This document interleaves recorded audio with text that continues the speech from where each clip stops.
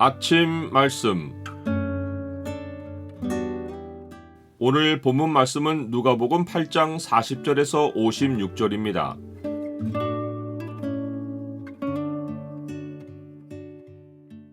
바라는 일이 지체되어도 믿음으로 결말을 기다리라. 오늘 본문을 명령의 창으로 보면 하나님 백성이 황망한 상황에서 두려워하지 말고 믿기만 해야 하는 이유가 무엇인지가 보입니다. 명령의 창을 보여주는 구절은 8장 50절입니다. 예수께서 들으시고 이르시되 두려워하지 말고 믿기만 하라. 그리하면 딸이 구원을 얻으리라 하시고, 호수 이편에서는 무리가 갈릴리 맞은편 거라사인의 땅으로 건너가신 예수님을 기다리고 있습니다. 예수님을 기다린 무리 중에 한 사람은 외동딸이 죽어가는 회당장 야이로이고, 다른 사람은 아무에게도 고침을 받지 못하고 12해를 혈루증으로 앓는 여인입니다. 많은 사람이 예수님을 만나려고 기다렸지만 이 두 사람은 예수님께 절대적인 믿음을 두고 기다렸습니다.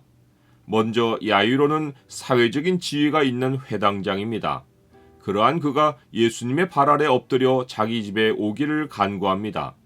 누구의 발 아래 엎드리는 것은 두려움의 표현으로 지극히 높은 자에게나 여호와 하나님께 보이는 자세입니다. 야이로는 예수님을 지극히 높이고 예수님께 두려움을 보인 것입니다. 그가 예수님께 믿음을 가진 증거는 엎드림만이 아닙니다.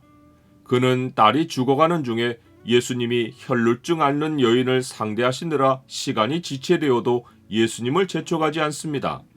초조한 마음에 안달이 났으면 예수님을 진중하게 기다리지 못했을 것입니다. 내가 원하는 시간에 하나님이 움직이지 않고 지체하실 때 내가 어떠한 모습을 보이느냐가 믿음의 여부를 말해줍니다. 성경의 많은 경우를 보면 하나님은 우리에게 기다림의 시간을 가지도록 해서 믿음을 시험하십니다. 이는 사람이 상황을 주도하지 않고 하나님이 주도하신다는 사실을 알게 하려 하시기 때문입니다. 야이로의 믿음은 자신의 필요가 당장 채워지지 않는 것을 인내하는 모습에서 나타날 뿐만 아니라 자기 집에서 사람이 와서 딸이 죽었으니 선생님을 더 괴롭게 하지 말라고 전할 때 예수님이 지체하신 것을 원망하지 않고 침묵하며 예수님이 함께 가시길 기다리고 있는 모습에서 확인됩니다. 믿음이 아니고는 다리에 힘이 풀려 오열하며 주저앉을 일인데 야이로는 절대적으로 예수님만 바라보고 있습니다. 예수님도 이 순간이 야이로에게 얼마나 힘든지를 아시고 그를 똑바로 보고 이르시며 두려워하지 말고 믿기만 하라. 그리하면 딸이 구원을 얻으리라 라는 말씀으로 그의 믿음을 붙들어 주십니다. 그런데 깊이 생각해 보면 예수님이 그에게 믿음을 북돋아 주시기 전에 야이로가 딸이 죽었다는 소식을 듣고도 믿음이 무너지지 않고 굳게 가질 수 있었던 이유가 아이러니하게도 예수님의 발걸음을 지체하게 만든 혈루증 여인 때문입니다. 우연으로 일어나는 일은 없습니다. 혈루증 앓는 여인이 예수님을 믿어 예수님의 능력으로 치유받은 사건은 야이로의 급한 사정을 방해한 것이 아닙니다. 이 사건을 목격한 야이로는 오히려 딸의 사망 소식을 듣고도 믿음이 약하여지지 않고 바랄 수 없는 중에 믿음으로 바랄 수 있었던 것입니다. 즉 야이로는 지체되는 시간에 예수님의 치유 능력을 현장에서 목격하고 예수님이 딸을 고쳐주실 것이라는 강한 확신을 얻은 것입니다. 이 여인은 12해 동안 혈루증으로 앓는 중에 많은 의사에게 많은 괴로움을 받았고 가진 것을 다 허비하고도 아무 효험이 없어 도리어 더 중하여졌던 차입니다. 자신의 부정함 때문에 오랜 세월 사람들과 접촉하지 못하고 외로움과 싸우며 고통의 나날을 보내던 중에 여인은 예수님의 소문을 들은 것입니다.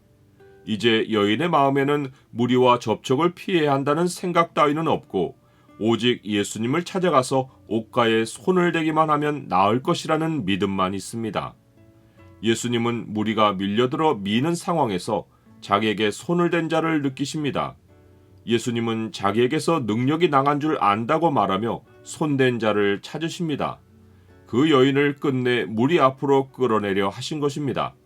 이는 사회에서 격리된 채로 살아온 여인의 무너진 일상을 무리 앞에서 확실하게 돌려주려 하셨기 때문입니다. 나는 내가 바라는 일이 지체될 때도 주를 향한 믿음을 굳게 가집니까? 예수님은 야이로의 집에 도착하여 통곡하는 사람들에게 울지 말라고 하며 소녀가 죽은 것이 아니라 잔다고 하십니다.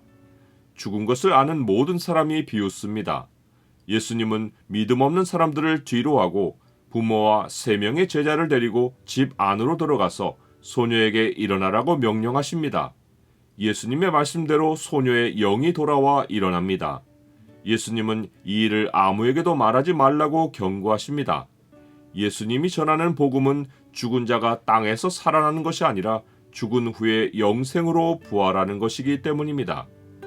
만일 그리스도 안에서 우리가 바라는 것이 다만 이 세상의 삶뿐이면 모든 사람 가운데 우리가 더욱 불쌍한 자이리라. 그러나 이제 그리스도께서 죽은 자 가운데서 다시 살아나사 잠자는 자들의 첫 열매가 되셨도다.